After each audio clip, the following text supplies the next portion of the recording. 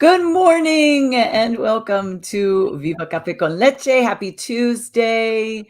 How'd your weekend go?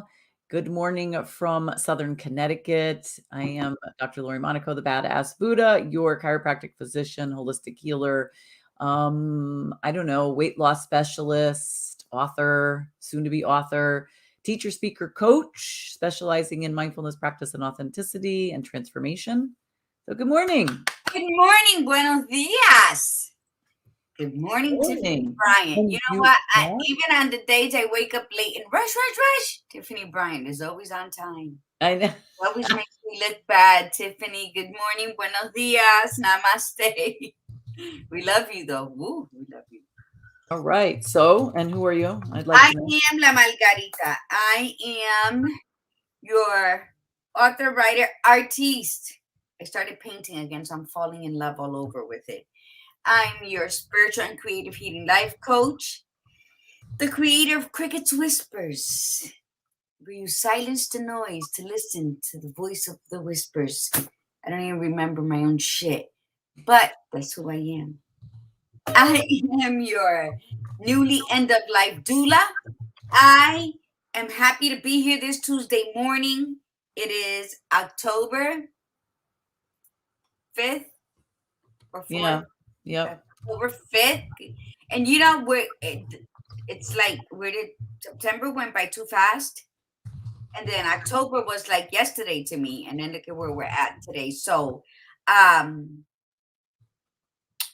just appreciate every day that you have. Stop stressing over things you cannot change or fix in this moment, and start just owning your now and being fully present in every moment that you have throughout today. Let's make all of that. Let's make that all of our goal for today, to be fully present. Because I woke up late, so I've been frazzled, and now I'm here, and I'm like, Kamsahamnida, namaste. Lots and lots of people. Good morning, Dory DiCarlo, Francia, Reina. Good morning. Carmen Yeves popped on. Argenis popped on. Chenille Real Deal. So good morning, everyone. Good morning. Good morning. So happy to have everybody here. Yes, happy Tuesday. Francia put, and did she make she made a little face that's sticking out their tongue. Yes, I agree with you. I agree with you. And Yes. Argena said that, amen, that's my mantra. Yeah, it has to be. We have to. Yesterday I talked to several people. Maybe that's why I had a restless night. Because when you speak to people, it's like you attach. Being a sacred healer, you attach energies. And some were okay, and others were like, just instead of telling me what was good, they were telling me what was bad, and it was nothing like life threatening, nothing life altering, nothing filled with gratitude. So then today, as I'm frazzled, I'm telling the badass, "So give me a minute," because the last thing I had to do was get my coffee. Let's appreciate every moment we have. Let's be grateful that we're here today. Yes, I agree with you. Absolutely agree with you. We're both tired today. So I went to bed early, but I go to bed early. So my new schedule is 9:30 at night. And I know, loser. So but 9:30 at night, so that I could get up early, right? So my goal is to get up at 5:30 every morning, and I do, but I don't sleep all the time. So like I went to bed 9:30, I got up at 11. I think I had to go to the bathroom, I guess. I don't know. And the next thing I know, I woke up, it was like 3. And it was 3 in the morning, and I'm just sitting there and I'm going, okay, yep, I'm not going back to sleep. So I started to think in my head, like, what can I do? Normally I have my morning routine that I start at 5:30, but there were some things that have been weighing on me that I needed to do. So I was like, okay, you know what? My office, my downstairs office is such a disaster. Like I've been like cleaning everything else, and then extra stuff I would just put in the office, and I only had like space to see patients and clients, and one chair, so I was like, okay, I gotta get this organized. So that's what I did. Like I got up and I just started cleaning and organizing, went through a shitload of paperwork that's been sitting on the desk, and I just Yeah, it was good. Like, it felt really good to be able to do that. And then next thing I know, I'm like, okay, I have to be back upstairs by 7 because I have my things to do. So the only thing I didn't get to do this morning was my typical routine, which is, sit and be grateful. So we could be grateful here on the show, but also read. I like to read in the morning and meditate for a few minutes. So I will do those later today, but and I will find time. I will make the time for that. But boy, man, I finished that office and it looks better than ever. And I was just like, thank goodness. Cause when you just have something that's just sitting there, and I think you were saying that about the room you were working in, right? Like you had everything everywhere and My studio, my art room. Yeah. you were just like, it's just too much. Like it's stressing me. Yeah. And And then you get it all pretty, then you got another project, and then you're like, oh, Maron, I just swept in here. But yeah, and that's great that you did that. Because it helps jumpstart the day. So it's true. It's be a morning with gratitude. So what's in your cup this morning? What's your I taza? bought more of the what was that brand I buy, that there was the fuel, the one that's called Fuel. It's the decaf. I went with the decaf. And Janet's on. Good morning, Janet. And so Morning. Janet's one of the reasons why I really pushed myself to clean my office, because she came the other day with Frank. And she's just sitting in the one chair that was available, and it's like such a hot mess. Like the place was a mess. It was dusty. And I'm like, oh my God, like this is just awful. So Janet, come back again so you could see how nice the office looks, because I cleaned up, got rid of all those packing boxes. I've straightened everything up. So I need you to come look and give your seal of approval if you don't mind. Aw. It's always one thing that propels us, right? To move our asses and Well, I and I have a new patient coming tomorrow. So um I'm like, okay, let me, I mean, I've had a couple of new patients in the interim. It's just that it's gotten worse, because I had been purging so much.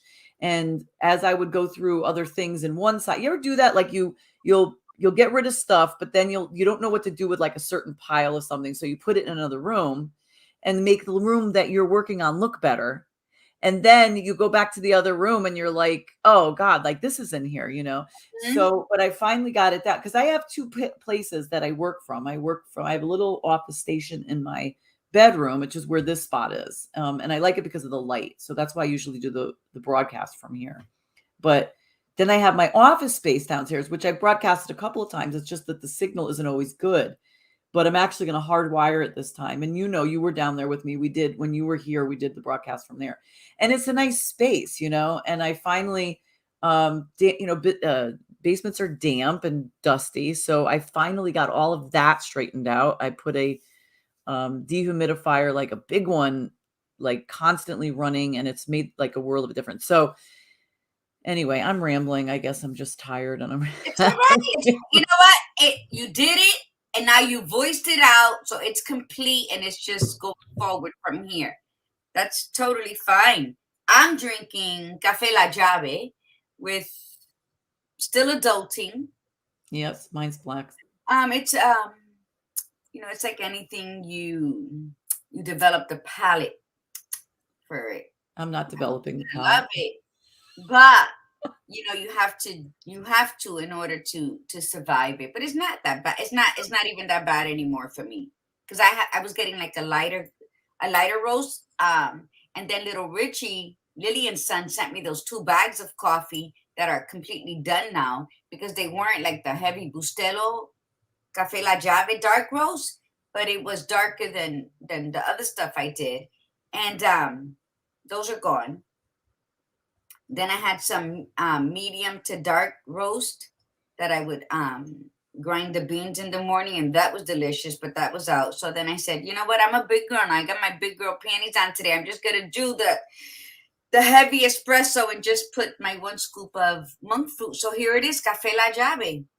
And if that shit does not wake your ass up, I don't know. Gotta do something. But yes, it's okay. Once I'm up, I'm up. But I'm just glad that we're here this Tuesday, and the subject is important because we're both we both, you know, have been there, are there. And I hope to have that we have some well, that people communicate with us and share your stories with us as what we're going to talk about. Yeah, I agree with you. I want to drink Cafe de Margarita too. Well, pretty soon, because there's no effing excuse. You're going to have to make it when you're up here. Yeah. So, absolutely, Jana, absolutely. Yeah, we've this subject today is a really Gladiator Guru picked this subject out because, she had shared with me in numerous conversations that we've had how there were so many shifts for her during the time that she was caregiving, and she really inspired me a lot, just not because of what she does on a daily basis and what she's been through, but even like when she was younger, the stories she would share with me of the things that she was doing, and how she would go to rallies and she would take the kids, and she would just be so involved and so purposeful and so intentional. That one was for Carmen. And she would just do these things, and she didn't give a crap, and she that was her thing. She felt it. She was passionate about it. She did it. And then I felt the shift in her as she explained that over the years, as she let go a little bit, but then she had to take on these responsibilities of other people, caring for other people, that she felt like she lost the passion and the purpose. She found other passions, but there was still that little bit of, oh, I feel like I've lost my cause. I've lost that fire in my belly, and thinking to get it back, and then only to have it pulled away again. And I think this is a really big conversation, because not only does it happen to women, especially during changes, hormonal changes in our lives, but it can happen to us at any time, like it could be years into menopause, menopause. It could be before perimenopause, So the pauses, the idea of saying, what did we say? What was the title we said? uh Battle the causes. Wait, isn't that terrible? Conquering the pauses. Isn't that, I'm so tired. I'm still conquering the pauses without losing the causes. So it's not just about perimenopause and menopause. It could be the pauses in your life. Like, what did you slow down for? What did you stop for? Maybe it was to have the baby and you gave up the career. Maybe it was a relationship that caused you to pause and then not be who you were meant to be. So we're going to talk about that. Good morning, Linda McBee. We haven't seen Linda in a while. Yay, Linda's in the house. Morning. Yes, it's, life is not going to be easy, and you're going to be faced with assignments that you never signed up for. You're going to be pulled away from some things you want to stay at. You're going to have to sit there in the semi-darkness of it all, and really just battle with yourself to build up the endurance to go through it. And that's what this is about, because you know what? It's not who came to save you, is what are you doing to save yourself? What are you doing to recognize that you do need saving, when to surrender and when to fight like hell? That is all within our reach. That's inquiring within and knowing who we are, and how to act according to the scenarios that we're living in that moment.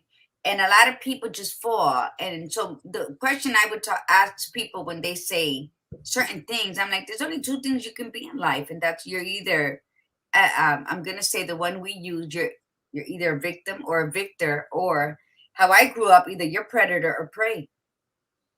And everybody has their number on that list on the food chain. So where do you want to be, on the top, or you want to be the one that everybody just jumps on because that's what you were born for, is to be somebody's prey?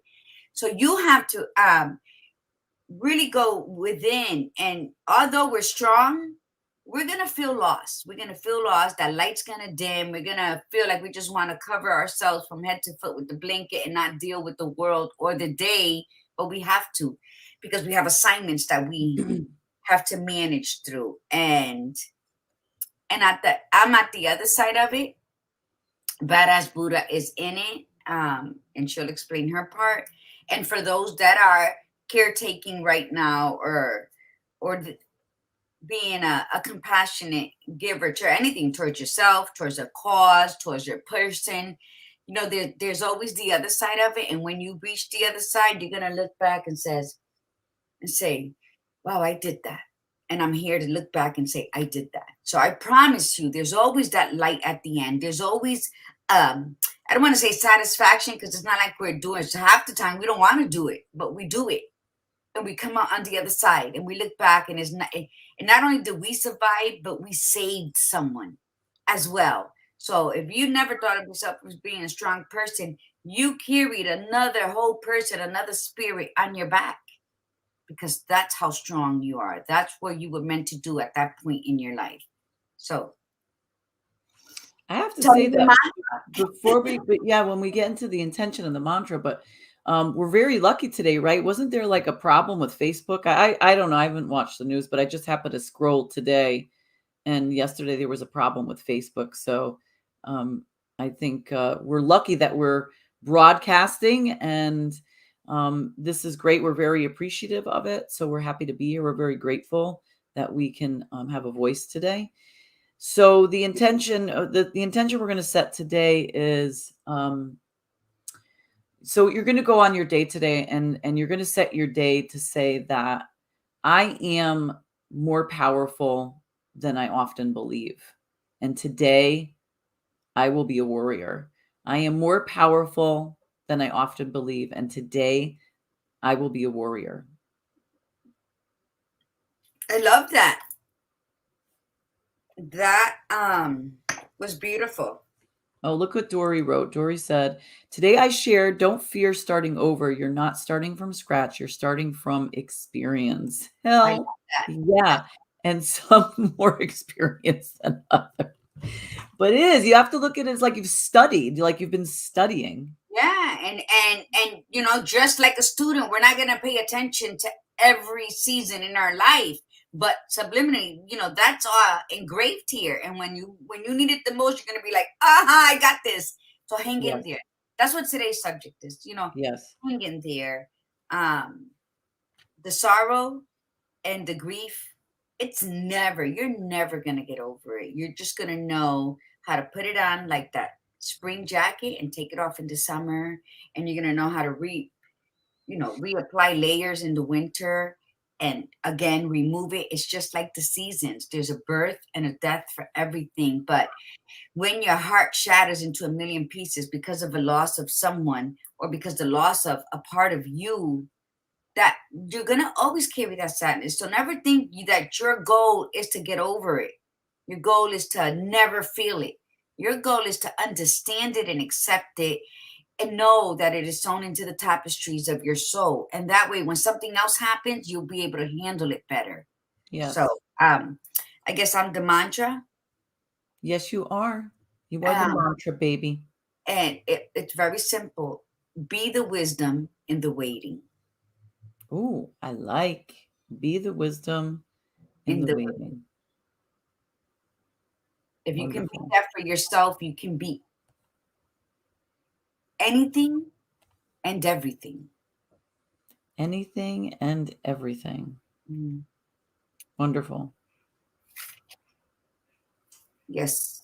Those are notes of little quotes that I write. But yes, um, yes, Facebook. I'm like, Chanel, what's going on? What's going on? That all of this is happening. Power's out for 24 hours in Puerto Rico. God only knows what else is happening, because we were so stuck on why isn't Facebook and Instagram working. So, um, yeah. So let's see. Let's hope we don't get emotional on what we're talking about today, because when we came up with this, it's something that I wrote about. And the main thing, I don't even remember the title for today, Badass Buddha, I'm so sorry, but it was conquering the pauses. Both of us are so bad. We both don't remember. That's sad. Conquering the pauses while I think it was, but while losing the causes, right? Without it's conquering the pauses without losing the causes. Right. Uh, yeah. When I originally wrote it, it was me conquering my menopause my perimenopause and my menopause during my times of caregiving and conquering that, but all the fight that I put into my caregiving, and I still lost them both. So, ask away, badass Buddha. So, the key thing is to when you're thinking about like, you have to take stock, you have to review, you have to evaluate, you have to reflect, and you have to, if so, it starts with a question and you say, okay, am I the best version of myself right now? Am I doing what I love? Am I doing what I'm passionate about? Am I happy? Do I feel like I'm making a difference?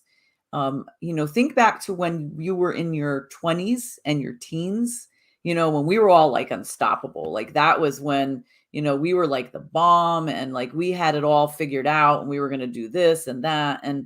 And we might not have known what our purpose was necessarily, but we knew we were going to do something, and that's why I do love the 20 something year olds, the anywhere between 18 and like 25, the college level age, group. They don't have to be in college, but I'm just saying that they tend to have this wild idea of like they could do anything and be anything, and it's phenomenal. Like that's how it should be, and then somewhere along the line somebody starts telling you otherwise.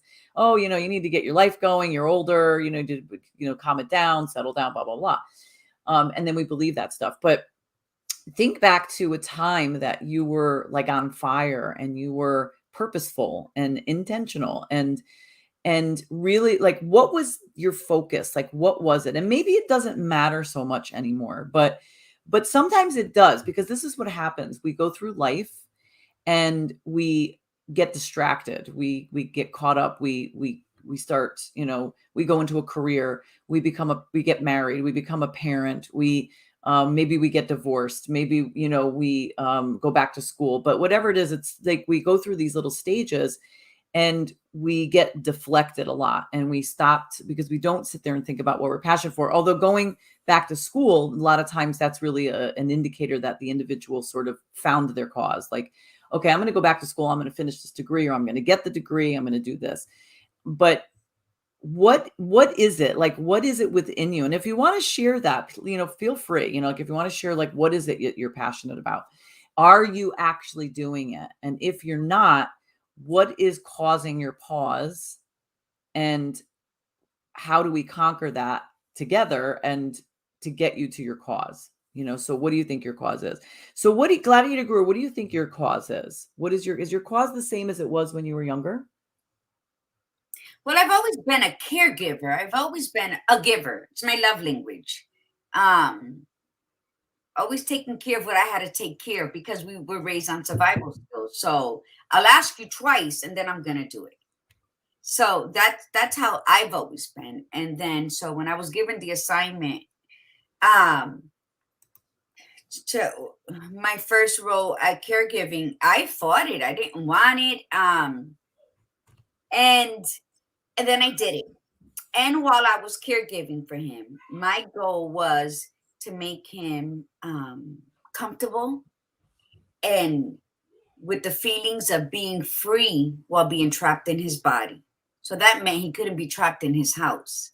Right. So that was all doing the modifications on the house, breaking down this wall to make the French doors and then breaking down the living room wall to make, to break that bedroom down so that his wheelchair can maneuver around the house.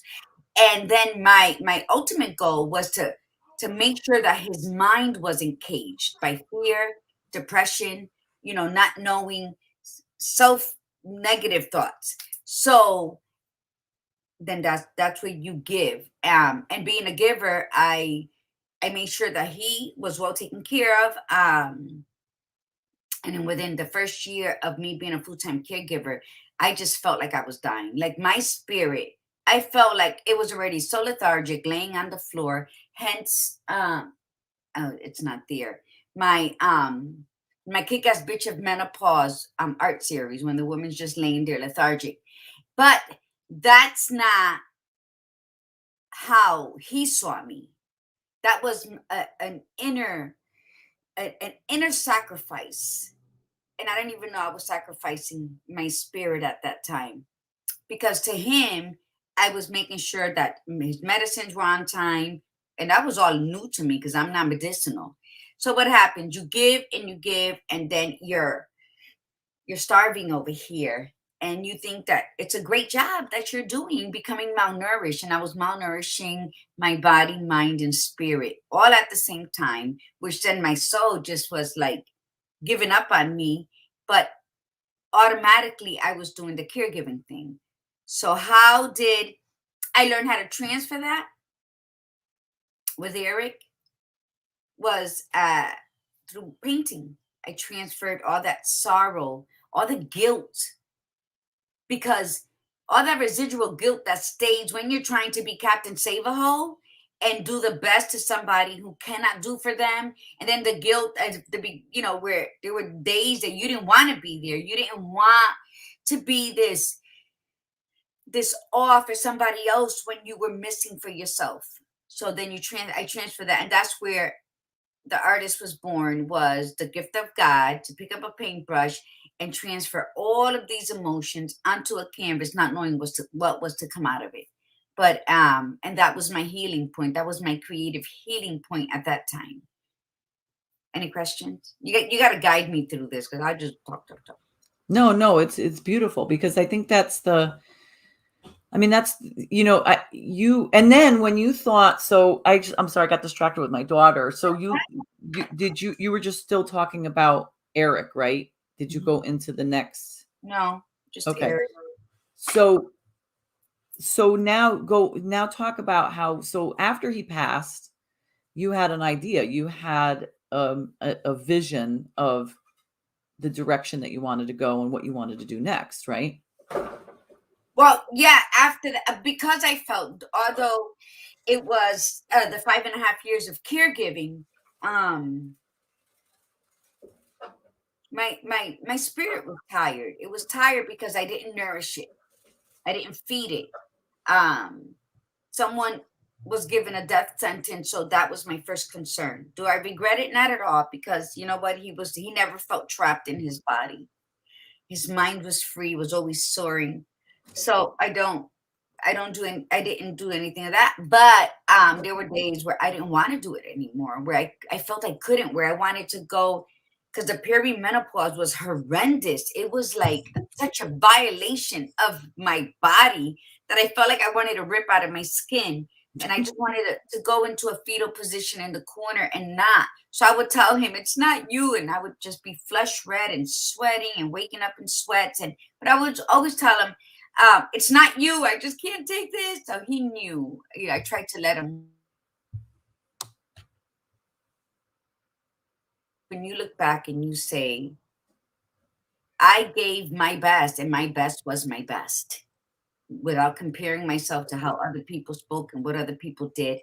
So when Eric passed away, a month after we buried him, I bought a ticket and headed out to Spain because I needed to forgive and celebrate Margarita, who just endured such. It's not only that Eric got ALS, it was that I finally allowed myself to get married in my 40s because I swore I never would. And then with us having grown kids, our goal was to work, save, and go on 4 vacations a year because it was just us now.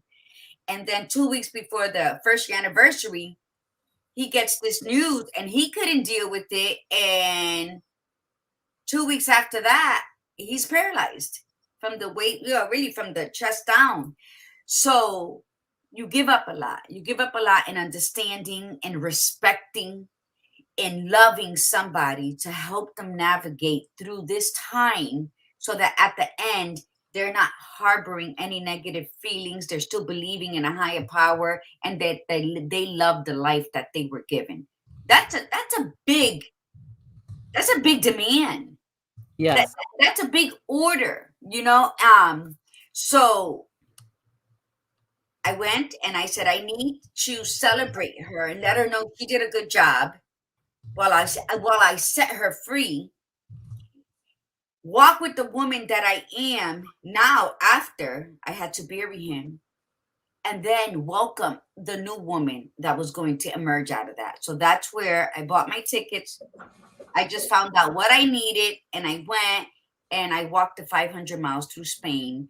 And that's where I picked up a stone in France, and then you carry that stone all the way to El Cruz de Ferro, and then you drop it there, and that's where you leave your sorrow and you leave your guilt, and you just anything that you've been carrying that should no longer be there, the grief, the guilt, all of it, you leave it there.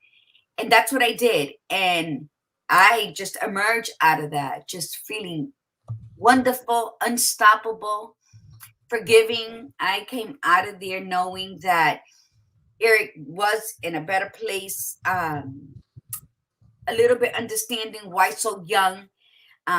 And then that's where the question of death comes in. You know, we are all born to die. We're just never taught that saying goodbye is really the same celebration as is saying hello. Not every pregnancy was planned, not every death is planned.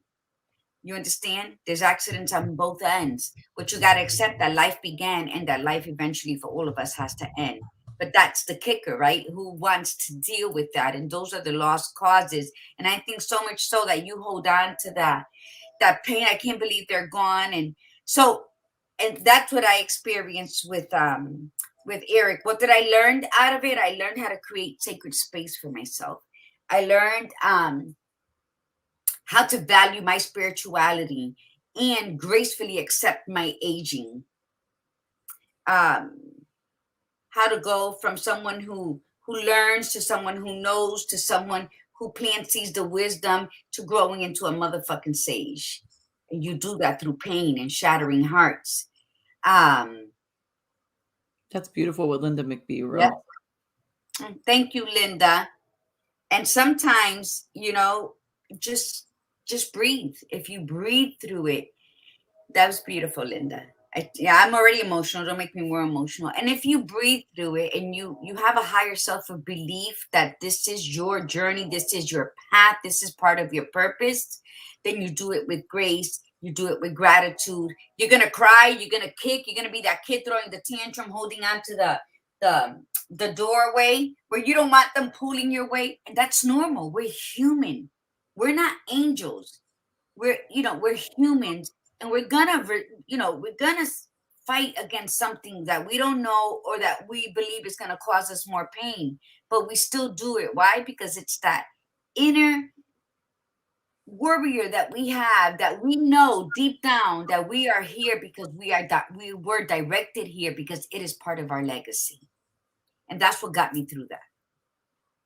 So what was your plan? What was your plan after you came? So you walked, and I then walked. and Was, then you felt rebirthed, right? New version of you. What was your plan at that point? Like, what did you have? What was your cause at that point? What direction did you decide that you're going to head? well, after I was in Spain a month and a half, and I decided I just wanted to travel. While in Spain is when I decided to become a spiritual life coach because um, Eric and I were together. The only times we were apart is when he would take a nap and I would run to the pharmacy down the street to get his meds. And so I wiped his tears when the family members who live on each side of us or around the corner wouldn't visit, and he didn't understand why they didn't want to visit him. And so there was a lot of me in the face. I need to feel reborn again. That's why you're here, Evie. Heavy love. That's why you're with Viva. So Honestly. and you discover that it wasn't a battle Eric was fighting with his body, you know. And early on we discussed a lot of things, and that's where the book pushing back against doing it my way, pushing back against ALS, the Eric Chapman story, because it was through all of those years that I would interview him and write down things about his past, about his present, about what the future seemed, and everything around. And so we talked about that, and we talked about reincarnation, and we talked about the sadness of dying. So we crossed all of that. And when it was time for him to leave, he left in peace. So while I was there, I decided I wanted to be a spiritual coach because I know that there was people dealing with that. And then when after this last assignment is when I became the end of life doula. We'll get to that. But no, to your question, badass, what I wanted to do when I was in Spain, I just said I wanted to travel. I am a free spirited gypsy. For anyone who knows me, I'll walk in a room dancing and singing. I'll say hello, hello, and I leave the same way. And that's just how I've always been. And then ALS came and it like knocked me on my ass and shackled me. And that's where I felt I was dying. So you wanted to travel, you felt that free spirit kicking in, and you said to yourself, "I have the ability to do this. There's nothing tying me down to do it." I'm free. And then and then And then I came back from Spain in late June. I left in April. I came back in late June. In September, I was in Hong Kong through October, in Thailand and Bali. And I was just loving it, loving it. I in between Spain and what was the first place? Hong Kong. That's where I got certified as a life coach. I had all these plans. I'm doing this, I'm doing that. Come back from Bali in mid-October, I believe, here in Florida, organizing my life, my house to exactly what I was going towards. And then in December, I get the call from my sister, Janet, who's on, that my mom was ill and if I can go to Connecticut and help take care of her. Now, that was a hard one, but I did it. So then that was December 2017. I took care of my mom until she passed away in the very same room that Eric did, which I'm sitting in now in March 2021. And now it's like, where do I go from here? Where to go? So with Eric, I suffered and endured and survived peri-menopause. And then with my mom, menopause. So caregiving while dealing with the unbalance of hormones and not knowing what emotion to feel, because I'm Puerto Rican and Italian, so walking time bombs is what my parents created. So that rage is just automatic. It's in my blood. So then when other things happen like that, then what do? So when you conquer your pauses, where menopause is going to be with us forever, right? Like peri-menopause then leads into menopause. What the hell does menopause lead into? Somebody tell me, Dory. death. Yeah, like so we have it. It's like it becomes like our partner, our soul connection until the day we die, right? So what Yeah. do you do with that? So that's where you conquer those. That's where this title comes. You conquer those pauses because you must learn who you Dory. are. Dory No, says great Dory, sex without I can't fear. ask you yourself. Well, listen, you got to wrap it up though. I mean, you can still get an STD, so it's not completely without fear, but yeah, much. Yeah, yeah. Oh my God, that's funny.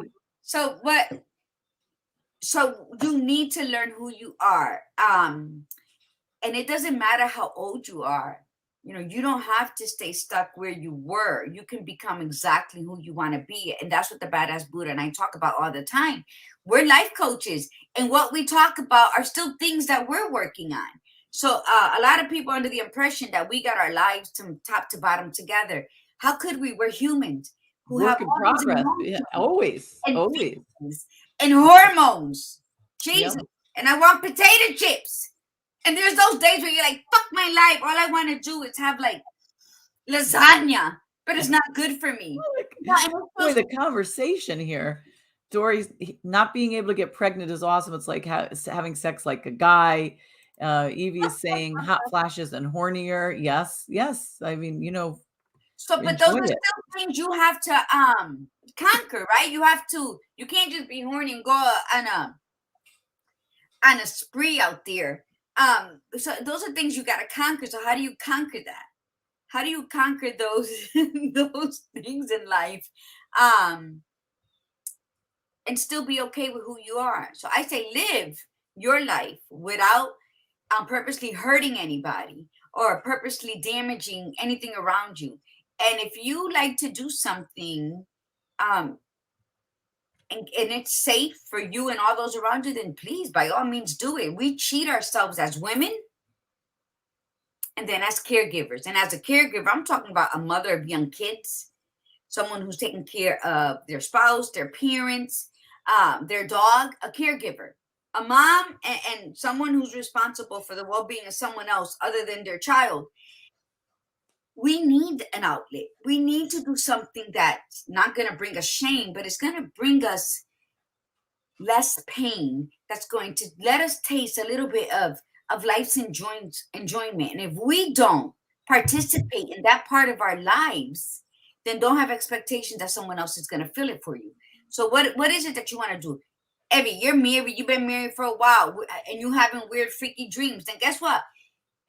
When you're the next day, put something that you know your husband likes and talk about your dream and play like you did when you first met. I mean, you don't need to go out there and be adventurous dangerously. Be adventurous in your own bedroom with your partner. Be adventurous with your children. You know, do something that your children would be like, oh my God, I didn't know you liked this, when you know that you were like that before the travesties of life came to you and no one assisted in explaining it, and you had to learn by living it, which those leave some scars because you had to learn the hard way, right? So then go back, revert back to that old you that you were in love with. Like, because we were all in love with ourselves when we were young. When I used to wear the Madonna gloves and all the 50 million pearls and my hair with the Aquanet up here, no one can tell me shit. You know? And then you finally find somebody who loves you for you with all your flaws and all your weirdness. Someone who, like, you didn't even never explain your personalities, yet he sees them and names them for you. Someone that is so calm in my raging storm. And then he dies. So that's when I tell people, learn how to enjoy your now. Because it could be taken away, it could be gone. Maybe it's something you want gone. Maybe it's something you're not ready to let go. Either way, it's gonna hurt. So enjoy it, appreciate it, be grateful, and then keep moving forward. Tell us your story, Badass. She said, it took me a while, but ever since my mother-in-law passed away, we've been having sex every day for the past month. And honestly, I have no problem with it now for some reason. All right. There you go. Stop bragging, Evie Love. I know exactly. Evie, do you know that, Evie Love, I named my plant after you? Oh. When Evie was a little girl, she still has them though. She has these dimples that even if she talks, says what, it like goes all in. Oh, I love dimples. Beautiful. But yeah, so tell us your, so that was me handling my pauses and trying not to lose my causes. And when I first said this, and I'm so grateful for the Badass Buddha for changing the title and making it more in a positive thing, because at that point it was that I did lose my causes. And you know, we were talking about it yesterday and we hung up before I got to tell her thank you, that, you know what, I didn't lose them. They just went home. And it's because when we do something and then we can't heal them, or we can't make them better, we can't make ALS go away, or we can't make dementia stop the brain from causing seizures, we feel like we did something wrong or we didn't do enough. And in my seasonal sadness that I've been dealing with, like really, I just surrendered to it and felt it and embraced it and cried and yelled at no one and at everyone that I couldn't see, that I finally understood that they just went home. And that I'm still here because I still got work to do in this world. So I got to be grateful. I got to stay on point. And I got to appreciate and love the moment that I am living, even though things are not going our way. That's what I'm feeling right now. The floor is yours, Badass. Take it away. I'm just glad you were talking so much because I'm still tired. So that obviously your coffee kicked in. So that's fabulous. Wonderful. For me, my causes, I lost my causes because I was so insecure. I was such an insecure individual, and in the end, I was extremely lonely. So as a result, my focus became partnering with somebody, you know, like being with somebody. And because that focus became so great that I was willing to give up everything pretty much about myself to be a part of them. which was ridiculous. Like, it was so ridiculous. I look back at it now and I'm like, what the fuck is that? You know? But it's funny because I found an old journal from when I was about, let me see, I was 19, 20, 21. It was those 3 years. And I was flipping through stuff and I can see where I set myself up for it because I was very, I was insecure my whole, ever since I was younger, but in college I had this little burst, and I was pretty focused, and I did personal development back then, and that's where a lot of this was coming from, a lot of this writing and motivational and goal setting and stuff like that. But my focus always was partnering, like pairing. And if you read it, you'd be like, man, she's boy crazy. Like I was always talking about that. But what happened was, I'm because going crazy now. I'm I like, have you noticed all these gorgeous young kids? And I'm like, okay, I be a cougar or I just like oh be yeah, no, I agree with you. a cougar or a mother. I get these young, fine ass looking guys away from me. Yes, I agree with Terrifying. you. Sorry. So I found that it was, it was the loneliness was so overwhelming that it took over. And created who I was. I was very outdoorsy. I was a hiker. I dressed the part. I loved the way I've always loved that. I was either very boho or just real sporty, like hiking, outdoors sporty. And then all of a sudden it's like I started dating someone, and it was a really bad relationship, but it was like, but I married him anyway. And so it was, I lost myself. And then after he died, when I was 30, it took me a year and a half to find myself again. And it took like moving out of out of a state, changing locations, and restarting my career again, because I had put the career on hold. And then it was, as soon as I had started to find myself, um, the loneliness kicked in again. And that was the piece. That was the piece, because the loneliness makes you make really bad choices. It makes you lose your focus, your causes.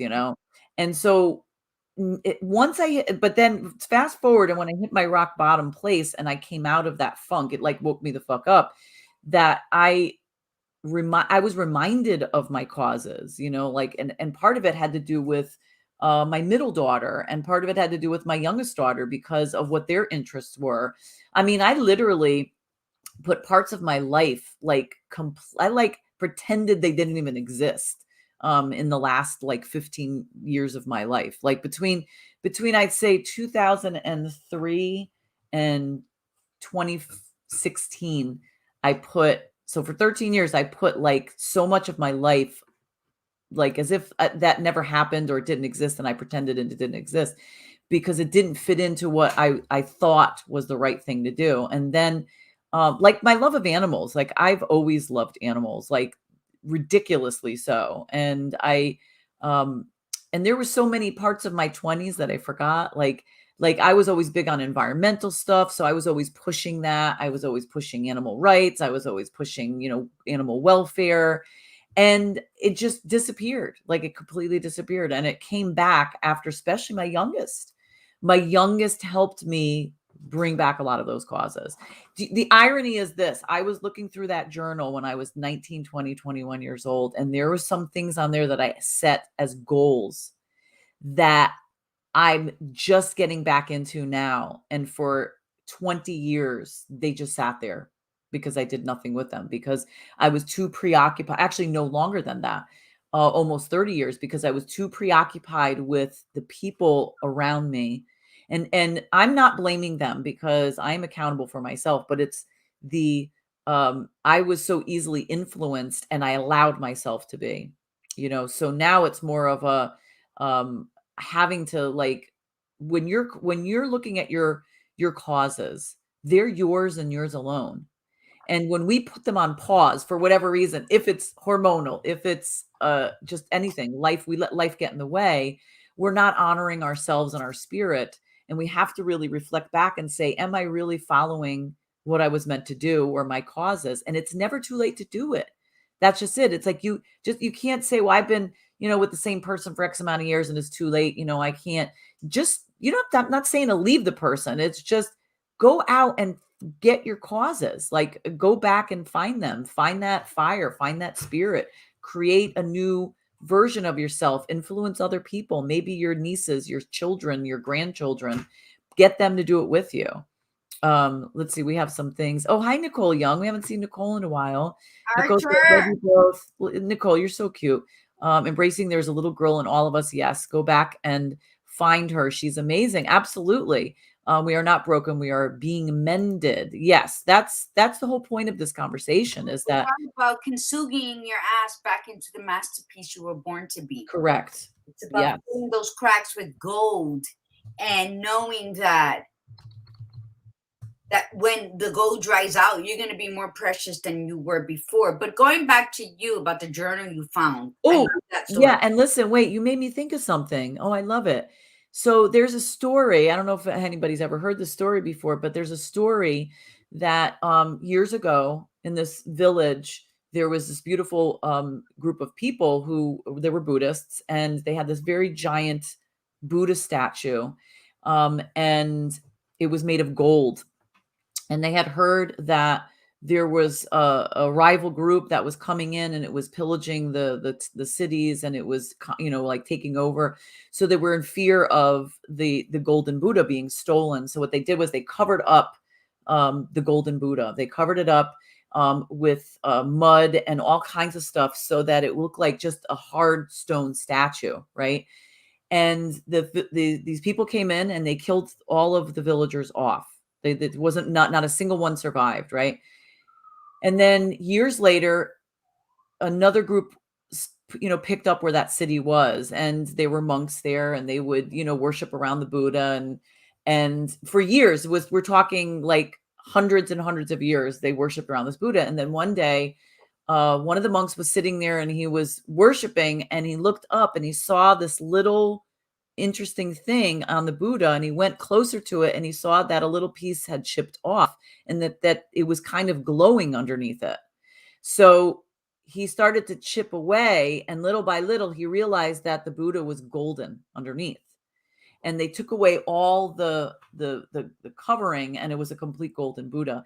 And what that symbolizes is the fact that beneath us we all have this golden beauty, and what we do is we cover it for whatever reason. We cover it because we don't believe that we're enough, or somebody tells us otherwise. And it's time to chip away at that golden Buddha that's beneath, or whatever, whatever thing that you want to say is underneath, but that golden piece of you, so that you can show the world what you're capable of. It's never too late to even if you didn't have causes, maybe you never had a chance to have a cause when you were younger. You just got married early, you didn't do anything, you went from house to house, and it was, but if you're feeling it within your gut that you're supposed to be doing something else, then do it. Then do it. Conquer those pauses, and go for those causes and enlighten yourself. If you do it for you, That's what I was going absolutely to say correct. is you shared about finding that journal of 20 plus years ago. We also got to remember when we decided to be like, I can't believe I didn't accomplish nothing I wrote and blah blah. Your yesterday self wrote that note for your future self, so your present self is discovering it now, so that you can start paving your path. So all of that is destiny that was written in a child's mind, or an underdeveloped mind at that time, because we're in your teens. So what happens? That's just a message. Like my granddaughter has a whole shoebox and a half of letters she's writing to her future self, and she dates all of them. So in I don't know how many years she said, she will open them according to the date she wrote them, and receive the message she wrote as this 18-year-old right now. When I was over there, I saw one and I was like, oh, she's still doing it. Why? Because I always spoke about neglecting my inner little girl. How I never allowed that inner little girl to cry when all of the horrifics were happening, when she witnessed stuff she shouldn't have witnessed at a young age. So I didn't allow her to cry. And now I'm learning how to cry. So I'm listening to your story with your journal, and I'm a writer. So everybody thinks that I journal. So I have like 2 bookshelves filled with empty journals that I've been given as gifts. I love them. They're beautiful. But I don't. This is what I do. I write on loose leaf paper, and I create all the stuff through here. And that's it. But go back and find, if you're going to go through old pictures, you might find old notes. That was you talking to you. That was your yesterday you talking to your tomorrow you, while you understanding both in your today. If you can do that, then you're mastering your life according to how your life is supposed to be. Now, we're going to fail. We're going to fall short. We're human. So what do? You make the best with what you can, but you always do everything where it's going to lead to adding a little bit more joy and happiness to your life with everything you do. It's not going to go as you planned. The badass Buddha has come a long way. She's excellent. Her little daughter, Maron, she'll walk out barefoot in the rain and pick up a frog and want to give it a home. Or she'll pick up a turtle. She sees this. Oh, is this going to be a butterfly in a couple days? Should I save it? That's the beauty. She's And sweet. the That's exactly how I was. mystical mind of a child that was taught that it's okay to be You authentic. too, Carmen. Bye, Carmen. Bye, Carmen. So that's what you have to do. And when she brought that up, I was like, oh, is she reading like where she's going in her tomorrow? Because there's no limits. We create that boundary around us where, well, if I don't do this by the age of 50, I might as well give up. We do that, do we not, badass? Have you heard of those stories? Yes. Well, and I could look back at that and go, gosh, there were so many things that I said I was going to do and I didn't do them. So I can sit there and get depressed about it, but why bother? It's in the past, and it's just, so now I have to decide when looking at that going, are these still meaningful to me? Are these still my causes? Are these still the things that I want to create in my life, And the idea of, like, even the idea of the retreat, it was rudimentary in my writing back then, but that was in place. And so that's been sitting with me for over almost 30 years. No, let me see. It's over 30 years, because can I do math in my head? Let me see. So I was 21. Yeah, 30 years. 30 years to 33 years. It's been sitting there. 32 years. But that's the operative word. It was sitting there. You didn't trash it. You didn't get married. How many times you got married since you wrote that journal? Twice. Exactly. How many states did you cross and move to since you wrote that journal? Right? How many, 6. how 6. many kids? How many dogs? But the journal still remains. Yep. No, it's a sign. That's part of your life, and it's gonna follow you, and you're gonna pack it, you're gonna unpack it, you're gonna throw it on a bookshelf, you're gonna throw it back in a Rubbermaid because it's in the way, but yet you found it at this time in your life because now it's time. Now it's time to make those changes. And yesterday's words are going to be your tomorrow's promise. And of course you can fix them according to your age and style now, but the base stands as is, and that's why you found it now. And that's so beautiful. Thank you for sharing that, because it just, that right there what you just shared fills me with hope. I started painting at 45. I can't draw to save my, if somebody says draw me a face, I'll kill you, bitch, kill me, because I can't draw to save my life. But, and you're painting, like, you the couple that you showed me that you just recently did, I'm like in love with both of them. Like, I want both of those. I absolutely want them in my house. Like, Oh, thank so you. you better either make extra or Well, I'm trying to put prints on the most meaningful ones. But that being said, I'm 45, and in the midst of watching my husband slowly, his limbs die, it was hard. That was my saving grace. That was my gift. That was how I healed from that part. But I would have never thought that I could paint. So when people are like, what can't you do? I can't sew and I can't sing. Right? So and you there's can't a lot draw. of stuff we can't. So, but in reading, when I told you when I was purging my art room, because just with going back and forth to Connecticut, taking care of mom, bringing her, piling stuff, I found a lot of notes that I wrote to myself, a lot of books that I wrote things in, and I was like, wow, did I write this? And so it's interesting. I do that too. It excites me like a great orgasm. I was like, oh my Yeah. God, when did I do this? And that's how we got to be excited with the things that we do. We have to excite ourselves with who we are, who we were, and who we're going to become until our last breath. Thank you, Marina. We are super. We're magnificent. We're brilliant. We're Yes. everything that we compliment everybody. We are. So let that absorb into you and let that feed your spirit and let it know that it doesn't matter what's your age. You are beautiful and you can still accomplish your goals one at a time, depending on how you're exercising. But you can still accomplish them at any age. So don't ever think you're too old. Don't ever think that writing was, oh, that was long ago. I can't do that now. I shouldn't do that now. No, fuck. I'm going to do this because I just found this. Does anybody see her Viva Cafe con Leche glitter shirt? I think it's beautiful. And she doesn't like orange. And I don't know why I sent her orange. But I said to protect myself, I'm like, well, I figured it's for pumpkin. Well,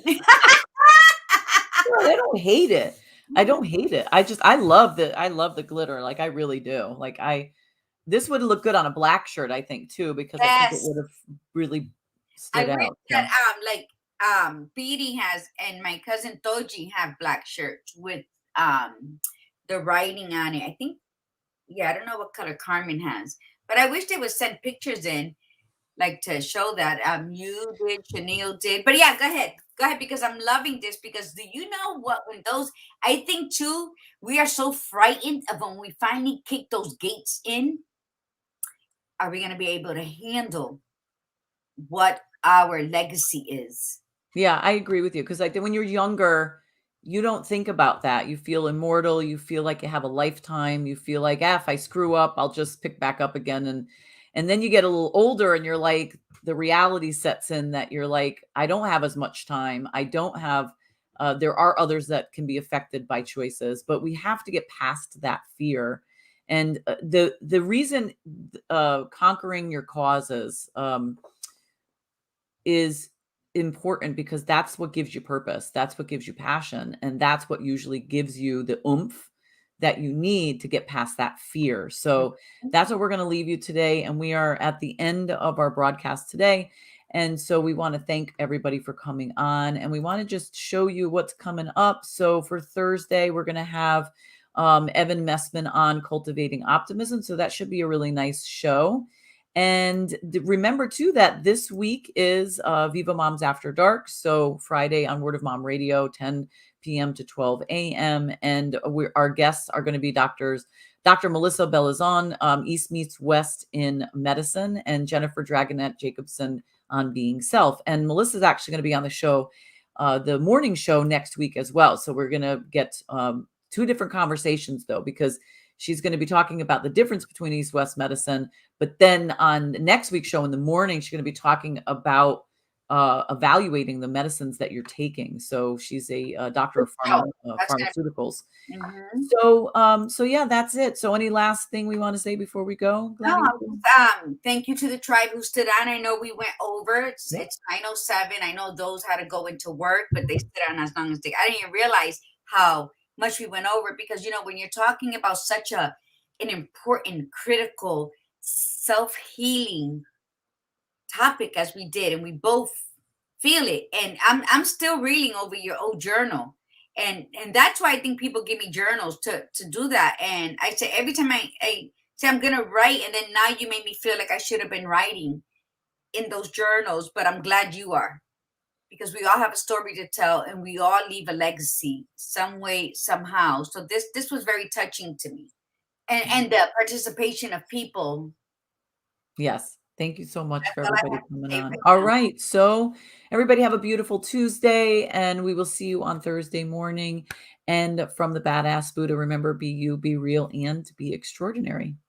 And from me, that I noticed that my things went sideways and I can't fix it. So we're just gonna have to do that. I don't know.